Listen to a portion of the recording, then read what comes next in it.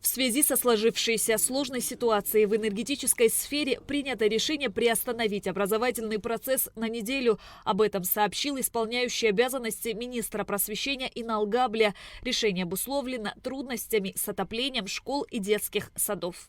Поэтому предлагаем взять такой каникулярный период дополнительный, оповестить наших учителей, директоров школ, заведующих детских дошкольных образовательных учреждений, колледжей, чтобы они взяли под контроль образовательный процесс и дети занимались дома. Выдали какие-то задания и, надеюсь, ситуация будет стабилизироваться и мы сможем продолжить уже в штатном режиме работу. На данный момент предложение такое. Исполняющий обязанности министра здравоохранения Эдуард Бутба доложил, что генераторы, установленные в крупных лечебных учреждениях, продолжают работать исправно, но их ресурсы ограничены. По его словам, несмотря на то, что на данный момент топлива достаточно, необходимо зарезервировать большой объем дизельного топлива для лечебных учреждений с реанимационными отделениями. Это республиканская больница, роддом, гемодиализ, хирургический блок. Второе по районам и городские больницы города Сухум. Вот, в частности, по республиканской больнице у нас стоит два дизель-генератора. Один 430 киловаттный, который потребляет 130 литров в час. Второй, который в роддоме, 370 киловаттный, который снабжает родильный дом, хирургический блок и гемодиализ. Он потребляет 80 литров в час. Суммарно при полной нагрузке получается, что 210 литров дизельного топлива необходимо для оснащения этого большого комплекса республиканской больницы для энергоснабжения. Также проговорили по всем лечебным учреждениям. Есть лечебные учреждения, которые не имеют дизель-генератора. Есть, которые имеют небольшой объем дизель-генератора, но им на данный момент хватает, такие как Республиканская детская больница. Мы говорим о том, что во второй горбольнице также в недавнем времени, благодаря помощи администрации города, установлен был дизель-генератор. В инфекционной больнице города Сухум также установлен дизель-генератор. Значит, у нас в психиатрической больнице, в онкологии также есть дизель-генераторы. Вопросы. А сейчас сегодня во второй половине дня запланировал выезды в эти лечебные учреждения. Вопросы доставки топлива сейчас остро стоят, потому что такие объемы повременные, которые сегодня мы прогнозируем, к ним надо существенно подготовиться, потому что это очень важно.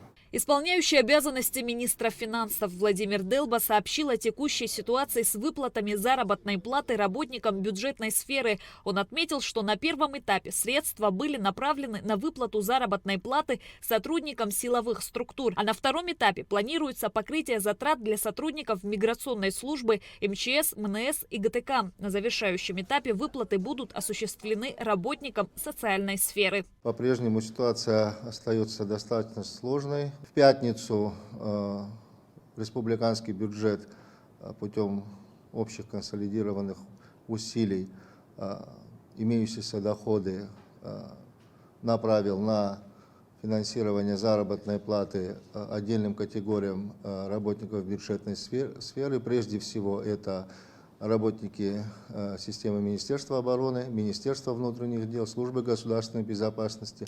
На сегодняшний день работники этих учреждений обеспечены финансированием заработной платы, пенсионного обеспечения и других социальных гарантий, которые предусмотрены в соответствии с нашим законодательством. Пока ситуация такая. Каждый день все средства, которые поступают в бюджетную систему, имеют особый статус, особую пометку для использования на цели, предусмотренные в таких условиях, на защищенные статьи. И завтра, и послезавтра, и в последующие дни именно этими будем заниматься, подготовкой к финансированию заработной платы других категорий работников бюджетной сферы. Обо всем об этом будем вас информировать ежедневно. Исполняющий обязанности главы государства поручил Владимиру Делба принять меры по разблокировке долгов по медицинским услугам и обеспечению бесперебойной подачи топлива в медицинские учреждения. По словам Бадры Гунба, для обеспечения республиканских медицинских учреждений потребуется не менее 5 тонн топлива в сутки. И нужно будет здесь подстраховать министерство, все заявки, которые будут приходить, оперативно отрабатывать и держать на пульсе эту ситуацию. Значит, сейчас переговорим с топливниками. Если даже какой-то перебой с финансированием будет, чтобы топливники нас поддержали, подстраховали, а уже потом мы расплатимся со всеми долгами.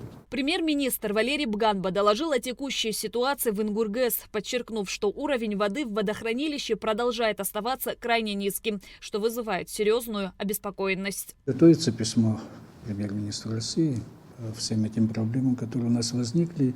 Ну, еще один вопрос я хотел вам доложить, что проведенный штаб, к сожалению, абсолютно ничего не дал.